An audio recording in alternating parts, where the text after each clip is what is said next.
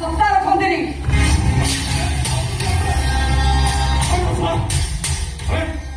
ସେ hospital security officer କଣ କରୁଛୁ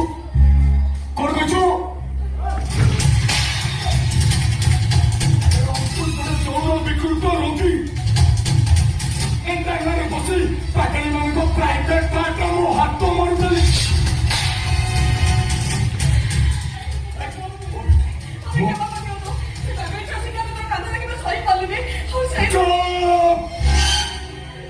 ଏତିକି ମିଛାଇ ନା ତୁ କଣ କହିଲୁ ସେ କାନ୍ଦୁଥିଲା।